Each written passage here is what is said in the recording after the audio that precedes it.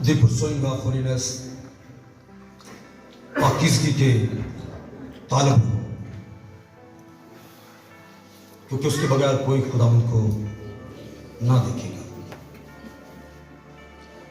और गौर से देखते रहो, कोई शख्स खुदा के फजल से महरूम ना रह जाए, कोई फजल से महरूम ना रह जाए, कोई शरीयत पर तकिया करना ना शुरू कर दे।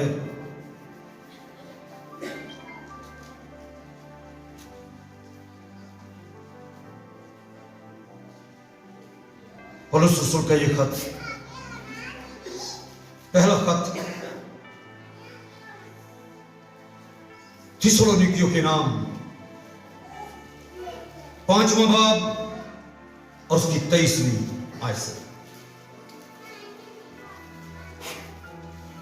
पिछले दिनों हमने खूब सीखा कि कलाम खुदा किस तरह आदमी को पाक करता है।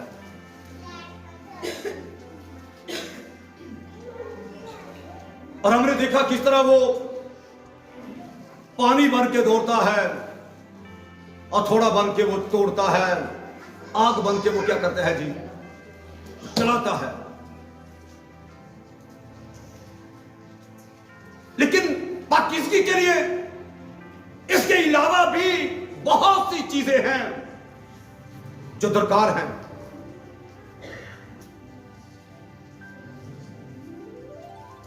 आज हम एक और पहलू पाकीज़गी को कमाल तक पहुंचाने के लिए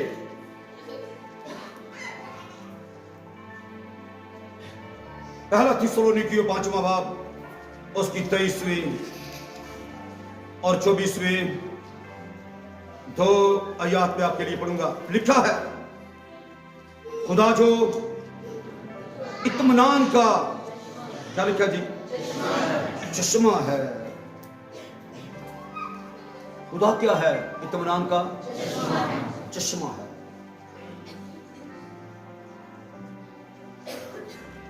आप ही तुमको बिल्कुल पाक करे, तुम्हारी रूह और जान और बदन हमारे खुदावंद यीशु मसीह के आने तक पूरे पूरे और बेऐब महफूज रहे।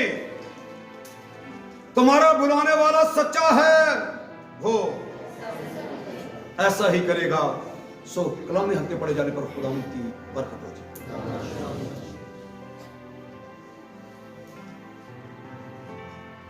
और यीशु मसीह के आने तक तुम्हारी रूह, जान और बदन तीनों बेऐब क्या करे जी, महफूज रहे, बेऐब महफूज रहे।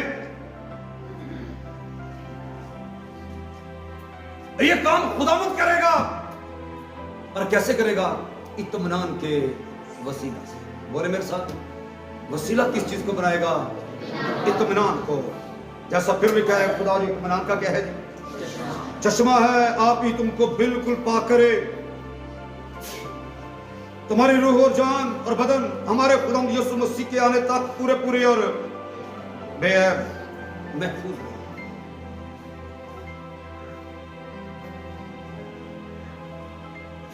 इंसान जो है, 3 चीजों का मरकब यहां पर वाज़े कर दिया गया है। और वो लोग जो ये कहते हैं कि इंसान सिर्फ जान और बदन है, उनके लिए भी ये वाज़े सबूत है।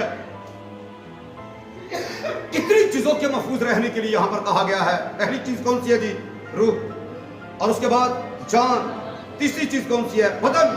3 चीजें बयान की गई हैं। इंसान 3 चीजों का मरकब है और तीनों ही चीजें यहां पर बयान की गई। खुदा जो इत्मीनान का क्या है? चश्मा है। चश्मे से मुराद, चश्मा दिन रात जारी रहता है। आमीन। चश्मा कभी रुकता नहीं, चश्मा रुकता नहीं। मतलब यह है कि जब कोई चाहे रात के किसी पहर में, दिन के किसी पहर में इत्मीनान को हासिल कर सकता है। आमीन जी। इसकी कोई कमी नहीं कि यह हासिल नहीं किया जा सकता, कोई मुश्किल नहीं कि यह मिल नहीं सकता। चश्मा जारी है किस चीज का बोले? इत्मीनान का। इसलिए जब ऐसा वसी इंतजाम इत्मीनान के लिए मेरे खुदा बाप ने कर दिया है, तो फिर हर जिंदगी के अंदर इत्मीनान का होना बहुत ही जरूरी।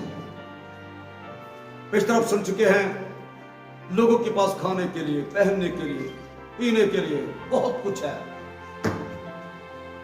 अगर जिंदगी पर गौर की जाए तो कमी किस चीज की नजर आएगी? इत्मीनान की। सब कुछ होने के बावजूद बेचैन है, परेशानी पीछा नहीं छोड़ रही। और लोगों का यह बयान होता है हमारे लिए दुआ करें। पता नहीं कौन सी ऐसी वजह है जिसके सबब से हमें चैन नहीं मिलता, सुकून नहीं है, कोई कमी नहीं है पर सुकून नहीं है। तो फिर ऐसे लोगों को समझ जाना चाहिए कि जब किसी चीज की कमी नहीं है तो सुकून नहीं है, तो फिर इसी चीज की क्या है जी? कमी है। किस चीज की कमी है जी? इत्मीनान की कमी है। बड़ा जरूरी है इत्मीनान जिंदगी के अंदर होना।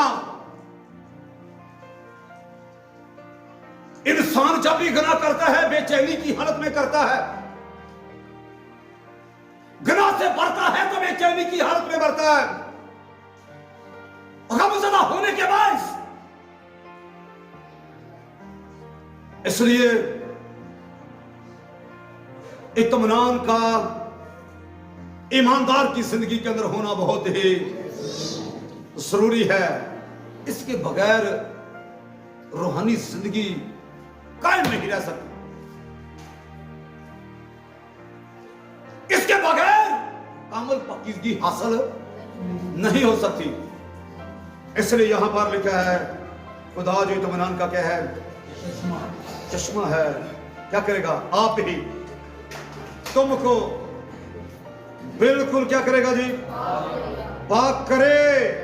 दुआ है पाक करे, और तुम्हारी रूह और जान और बदन हमारे खुदावंद यीशु मसीह के आने तक क्या करे जी? पूरे पूरे। और किस हालत में जी? बेऐब। पूरे पूरे भी हूं और बेऐब महफूज।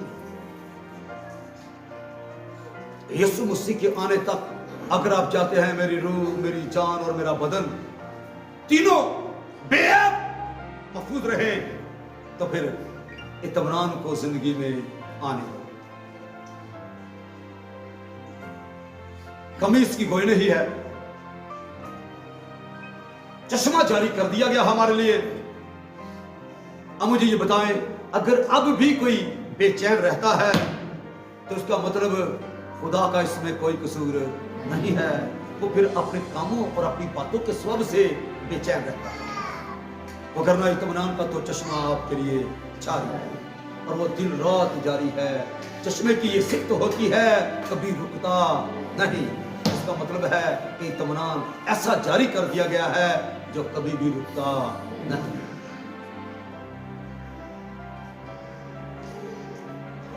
सिर्फ पढ़ के ही नहीं सुनाऊंगा, आपको इसका हल भी बताऊंगा, ताकि अगर कोई अब तक बेचैन रहता है तो फिर आज वो इत्मीनान को क्या करे जी?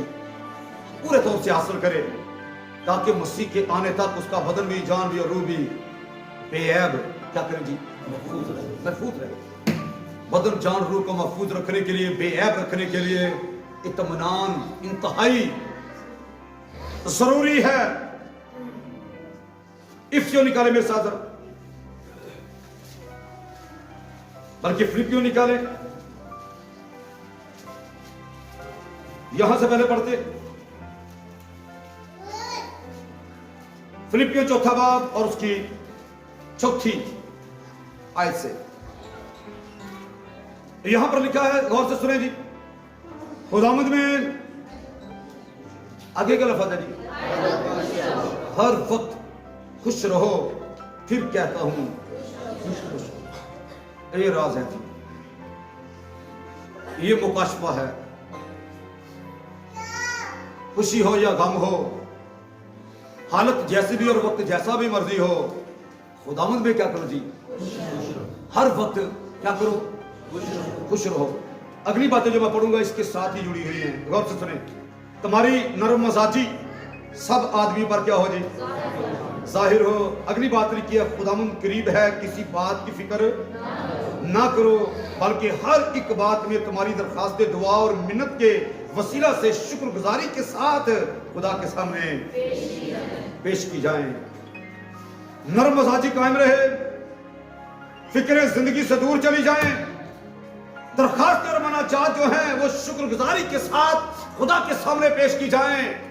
उसका एक ही तरीका है, खुदावंद में हर वक्त क्या करो जी, खुश रहो। और खुश कौन रह सकता है, जो ईमान वाला है। मेरी बात को याद रखें, ईमान वाला खुश रह सकता है। क्योंकि लिखा है ना, मेरा रास्तबाज बंदा कैसे जीता रहेगा जी, ईमान से जीता रहेगा, ईमान से खुश रहेगा। अगर अंदर ईमान नहीं होगा तो खुशी कभी भी जिंदगी के अंदर नहीं। और वैसे भी याद रखें, ईमान बुनियादी है। ईमान की पुख्ता चट्टान अपनी जिंदगी में बना के उस पर खुशी का रदा रखना शुरू करो जी। आमीन। जैसे इत्मीनान का चश्मा हर वक्त क्या है जी, जारी है, वैसे ही क्या लिखा है खुदावंद में, हर वक्त क्या करो जी, खुश रहो। उससे हर वक्त इत्मीनान पाते रहो और हर वक्त खुदावंद में, बोलो मेरे साथ जी, खुश रहो। क्या मैंने कहा जी, खुश रहने के लिए क्या बोले जी, अभी होनी चाहिए खुशी के लिए। दोनों हाथ बांध के मेहनत करूंगा। अब भी जो खुदा के घर में भी बड़ा दुखी होकर बैठा है ना, तो जरा ईमान पर खड़ा हो जाए, ईमान की पुख्ता चट्टान बना के उस पर खड़ा हो। मैं दावे के साथ कहता हूं, खुदावंद में खुश रहना शुरू हो जाए। आमीन।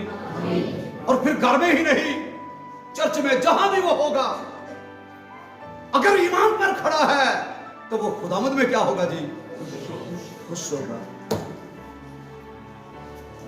मैंने कहा, गमज़दा रहने वाला बदी से भर जाएगा, गुनाह से भर जाएगा।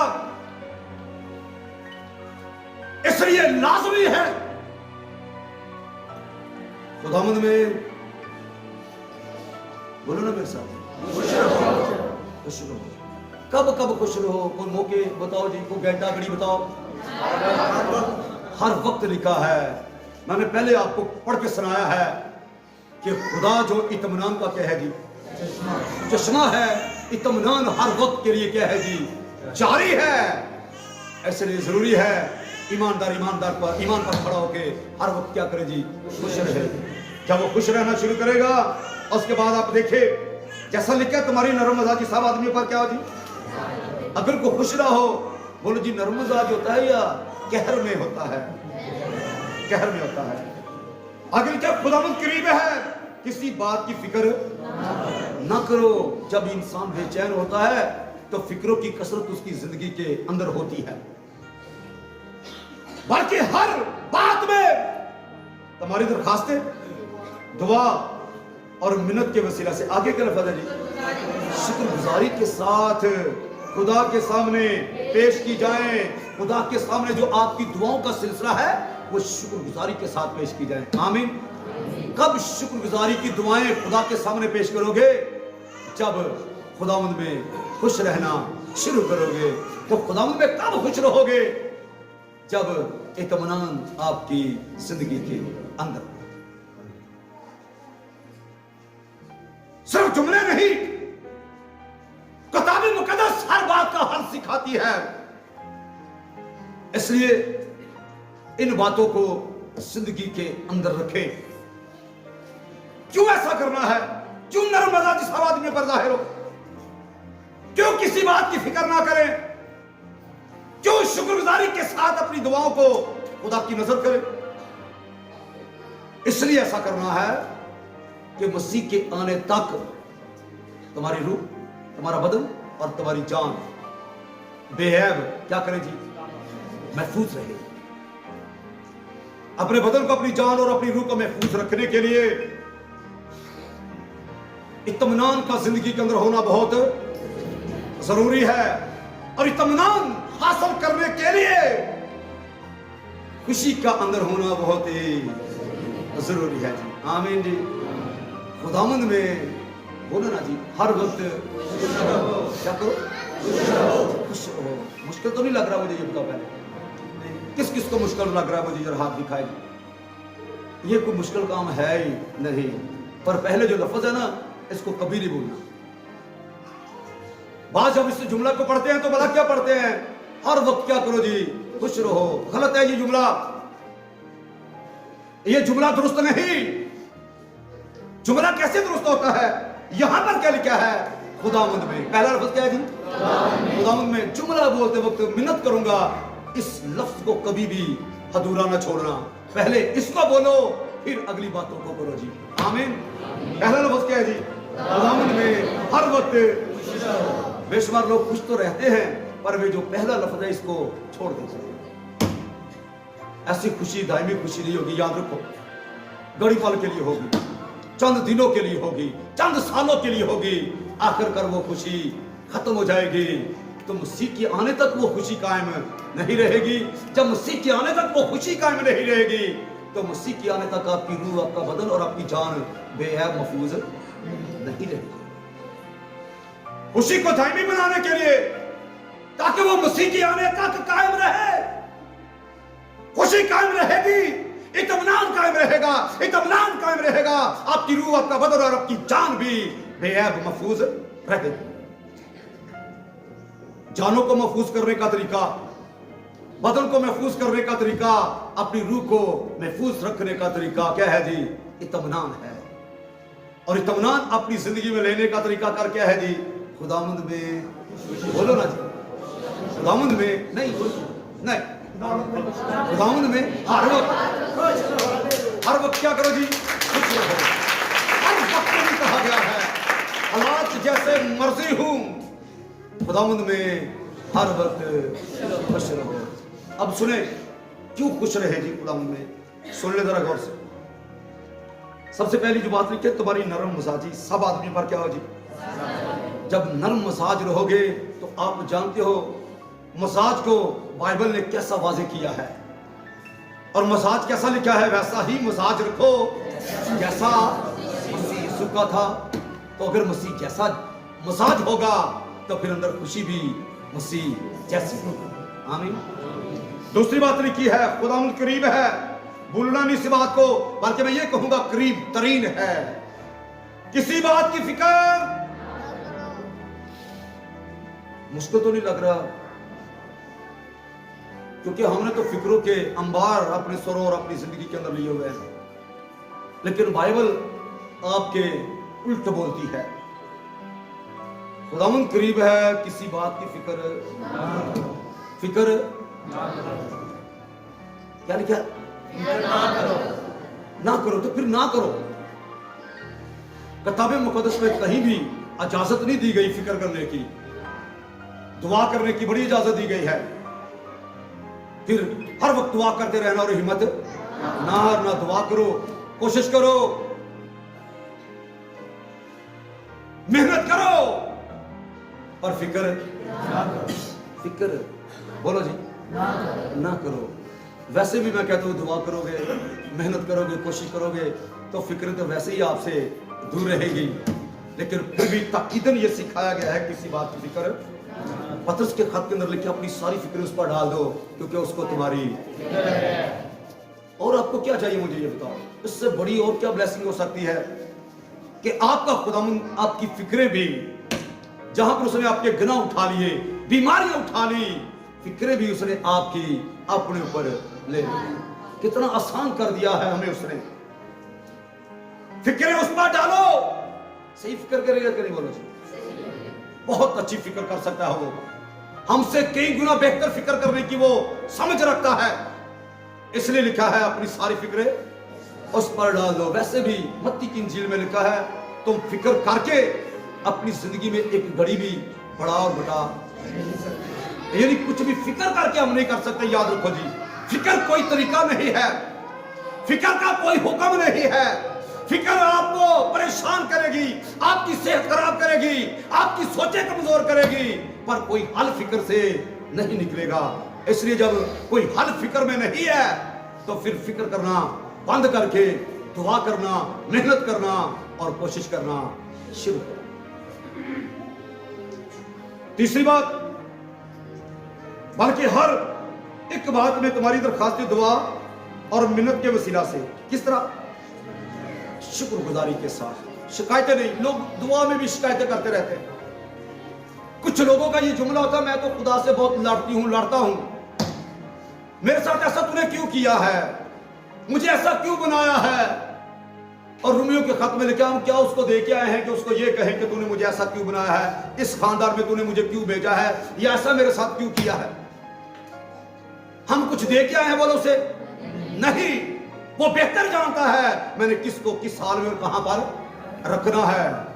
इसलिए तुम्हारी मिन्नत जो है और दुआ जो है कैसे पेश की जाए?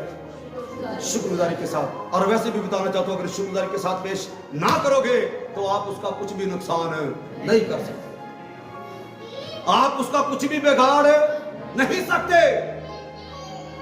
इसलिए खुश रहने के तलक से किताब मुक़द्दस के अंदर जो तालीम दी गई है वो ये है, खुदावंद में क्या करो जी, सही नहीं ना बोल दिया, खुदावंद में हर वक्त क्या करो जी, आप भी जरा खुश हो जाओ ना, आप भी हो जाओ थोड़ा खुश, ठीक है, हर वक्त की बात है ना। अब भी खुदावंद में क्या करो जी, इबादत का तलक खुशी के साथ है जी, आमीन। देने का तलक खुशी के साथ है, खुदा खुशी से देने वालों को क्या करता है जी, मैं खुश होया जद मनू अग लगे। तो सारी बातों का तलक तो खुशी के साथ है। हम किस तरह की जिंदगी गुजार रहे हैं, इसलिए खुशी को जिंदगी का हिस्सा बनाओ। पर खुशी किसमें हो? खुदावंद में हो और हर वक्त हो, आमीन, खुदावंद में। और ये मैंने तरीका बताया, ईमान वाला ही ईमान की चट्टान पर खड़ा हो सकता है, बगैर ईमान के कोई खुश नहीं रह सकता। ईमान की चट्टान पर कदम रखो, ईमान को बुनियादी बनाओ, ईमान को बुनियाद बना के फिर खुदावंद में खुश रहना शुरू करो। चंद एक बातें मैं आपको बताना चाहता हूं। लिखा दुआ में, जो कुछ दुआ में मांगते हो, आगे क्या लिखा जी, उसका यकीन करो कि तुमको मिल गया है। तो क्या होगा जी, मिल जाएगा। तो कैसे यकीन करें? ईमान के विश्वास। ईमान ही तो एक तरीका है। दुआ मांगी, ईमान अंदर से बोलना शुरू हो गया, तो फिर साथ ही शुक्रगुजारी। तो यीशु ने कहा मैं आपसे लेकर दुनिया की आखिर तक हमेशा तुम्हारे साथ हूं। इस वादे को याद करो, बड़ी खुशी आपको मिलेगी। पर कैसे वो आपके साथ है? बोलो ना जी, ईमान के साथ। ईमान की आंखों से देख सकते हो, और कोई ऐसी आंख नहीं जो यीशु को देख सके। उसकी वजह, क्योंकि लिखा अब से हम किसी को जिस्म की हैसियत से ना जानेंगे। हाँ, मसीह को भी जाना था, पर अब से नहीं जानेंगे, क्योंकि जो मसीह यीशु में वो नया मखलूक है। आप ईमान की हालत में ईमान की आंख से ये देख सकते हैं। इसलिए याद रखें, ईमान पर खड़ा होना बहुत ही, ईमान बुनियादी है, ईमान शर्त है। ईमान पर खड़े हो जाओगे, खुश रहना शुरू हो जाओगे, फिक्र जिंदगी से दूर हो जाएगी, दुआएं शुक्रगुजारी के साथ खुदा के सामने पेश करोगे, आमीन। और तुम्हारा मजाज भी मसीह जैसा हो। तो आगे क्या लिखा जी, तो खुदा का इत्मीनान, आगे क्या लिखा जी, जो समझ से बिल्कुल बाहर है, तुम्हारे दिलों और ख्यालों को मसीह यीशु में क्या करेगा जी, महफूज रखेगा। खुदा का इत्मीनान समझ से बिल्कुल क्या है जी, बाहर है। क्यों बोला बाहर है? चश्मे की कोई हद होती है? बोलो जी, इसलिए इत्मीनान की भी कोई हद नहीं है। समझ से बिल्कुल क्या है जी, बाहर है, उसका कोई शुमार ही नहीं है। तो खुदा के इत्मीनान जो समझ से आगे क्या लिखा जी, बिल्कुल बाहर है, तुम्हारे दिलों और ख्यालों को मसीह यीशु में क्या कर लेगा जी, महफूज रखेगा। जब आपके ख्याल महफूज रहेंगे, जब आपका दिल महफूज रहेगा, तो फिर आपकी रूह भी महफूज रहेगी, आपका बदन भी महफूज रहेगा और आपकी जान भी महफूज रहेगी। कब तक महफूज रहेगी? यीशु मसीह के आने तक। फिक्रों को छोड़ो, नरम मजाज बनो, दुआ की शुक्रगुजारी के साथ खुदा के सामने पेश की जाए।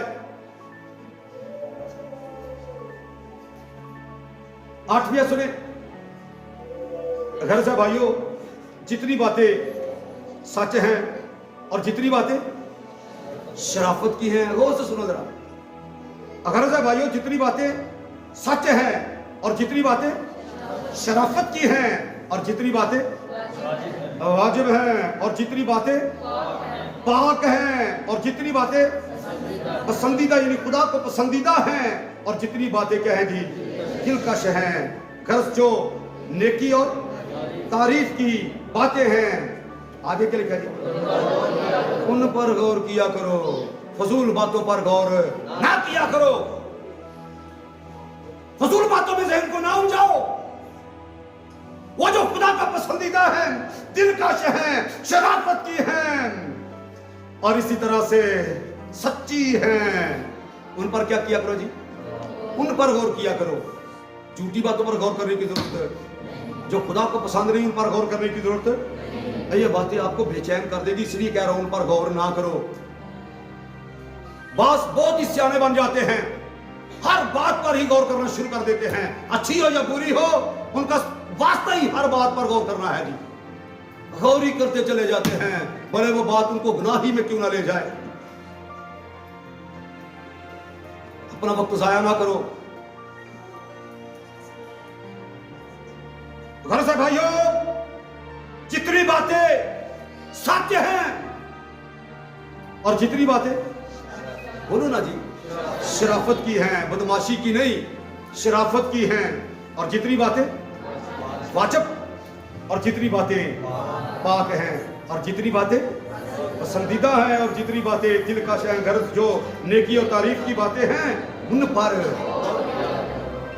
गौर किया करो, उन पर गौर किया करो। पाकीज़गी को कमाल तक पहुंचाना है आपने। पाकीज़गी की तरफ इस तरह बढ़ेगी जब सच्ची बातों पर, दिलकश बातों पर, शराफत की बातों पर आप गौर करना शुरू करोगे। जो बातें तुमने मुझसे सीखी और हासिल की और सुनी और मुझ में देखी, उन पर क्या करो जी, अमल किया। पौलुस फिलिपियों को यह खत लिखते कहते हैं, जो कुछ तुमने देखा सुना उस पर क्या किया करो, अमल किया करो। तो खुदा जो इत्मीनान का चश्मा है, आगे क्या लिखा जी, तुम्हारे क्या होगा जी, साथ रहेगा। फिर पाकीज़गी को कमाल तक ले जाना कोई मुश्किल बात नहीं, क्योंकि इत्मीनान का चश्मा तो हमारे साथ है। पर जब हर बात पे टांग अड़ाना शुरू करोगे, फजूल बातों पर वक्त जाया करना शुरू करोगे, कई तरह की गलत सोचों का शिकार हो जाओगे। बुड़बड़ाहट जो है रूहानी जिंदगी का सत्यानाश कर देती है। याद रखो, कनायत बहुत आला सोच है। शिकायतें नहीं, कनायत करना शुरू करो। शिकायत करने वाला बर्बाद हो जाएगा, पर कनायत करने वाला बरकत पाएगा और पाकीज़गी को कमाल तक ले जाएगा। हमें क्योंकि पाकीज़गी की तलब को बढ़ाना है, पाकीज़गी को कमाल तक ले जाना है, हर तरह की जिस्मानी और रूहानी आलूदगी को दूर करना है। इसलिए उन्हीं बातों पर गौर करो जो अच्छी हैं, जो सच्ची हैं, जो दिलकश हैं, जो पसंदीदा हैं, जो खुदा आपकी जिंदगी में देखना चाहता है, उन पर गौर किया करो। बाकी सारी बातों को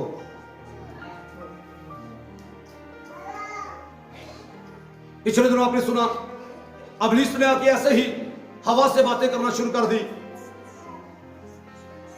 बड़ी गौर की हवा ने उसकी बातों पर, हालांकि उसके पास बहुत अच्छी बात जवाब था। और वो जवाब क्या था? कि खुदा ने मना किया है, खाना तो दूर की बात है, छूना भी नहीं। हम नहीं छू सकते, तू खाने की बात कर रहा है, हम छू भी नहीं सकते क्योंकि खुदा का हुक्म है। पर फजूल बातों पर कान लगाया, वो फजूल बातों से कहां ले गई? अदन से बाहर लेके। इस तरह रूहानी जिंदगी का लोग सत्यानाश कर रहे हैं फजूल बातों पे कान लगा के। बाइबल मना करती है ऐसी बातों से, ऐसी बातों पर दिल ना लगाओ। तो क्या होगा?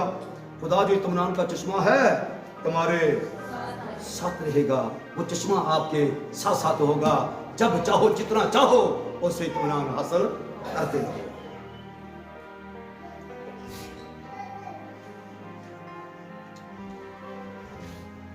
पतरस का खत निकाले मेरे साथ,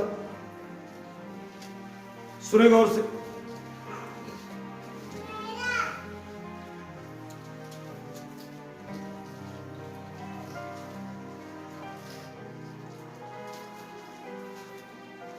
यहां पर हुक्म कर दिया गया है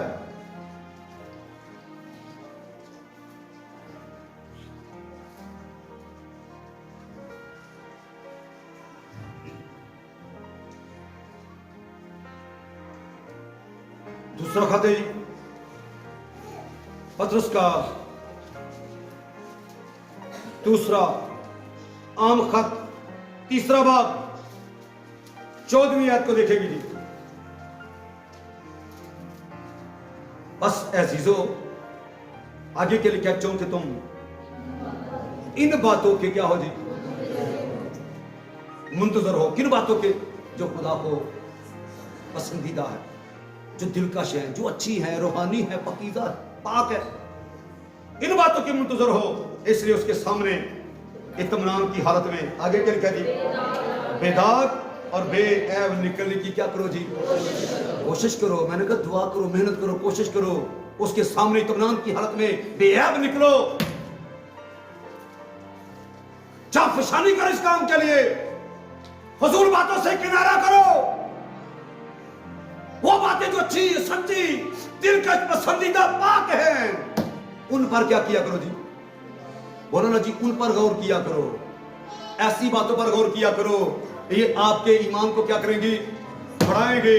जब ईमान बढ़ेगा तो फिर इत्मीनान आपकी जिंदगी में बढ़ेगा।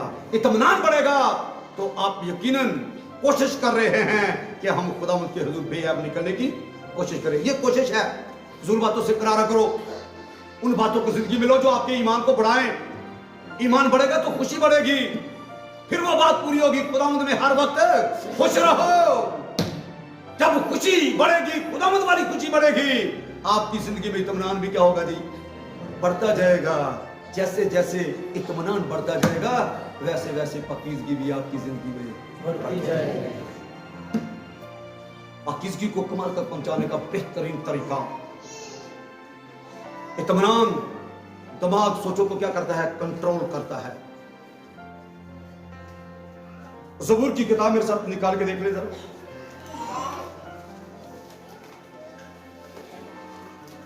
ज़बूर 37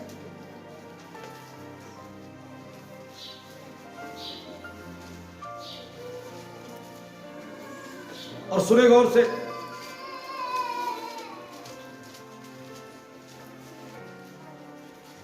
आठवीं आयत लिखा है, कहर से बाज आ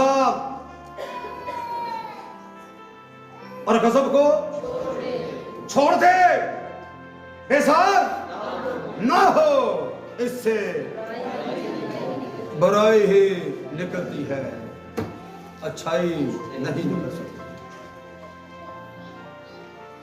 छोड़ना क्या है? कहर, कहर से क्या करना है जी? बाज आना है।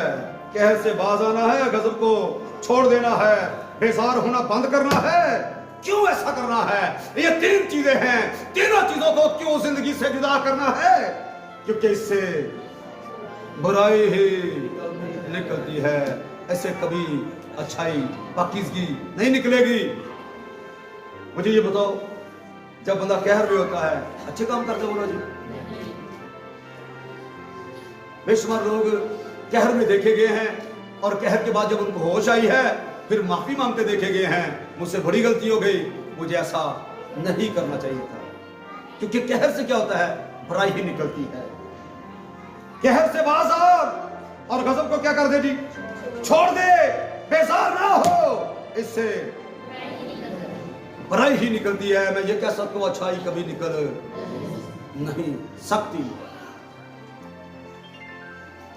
कहर से बाज रहने का आसान तरीका,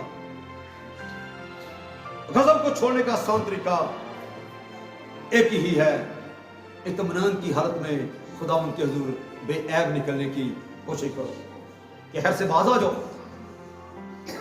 और गजब को मौका ना दो, बेजार ना हूं, पाकीज़गी नहीं निकलेगी, याद रखो, इससे पाकीज़गी नहीं निकलेगी, इससे आप पाक नहीं बनेंगे, आप महफूज नहीं रहेंगे, आपका दिल और ख्याल महफूज नहीं रहेंगे। इसलिए सख्ती से मना कर दिया गया, कहर से बाज आ, गजब को छोड़ दे, बेजार ना हो, इससे बुराई ही निकलती है। बल्कि उसके उत्पादन क्या करना है, वापस फिलिपियों के खात के अंदर आके देख ले, खुदावंद में क्या लिखा है जी, हर वक्त क्या करो जी, खुश रहो, तुम्हारी नरम मजाजी सब आदमियों पर जाहिर है। फिलिपियों चौथा बाब, खुदावंद में हर वक्त खुश रहो। फिर कहता हूं क्या करो जी, खुश रहो, तुम्हारी नरम मजाजी सब आदमियों पर जाहिर हो।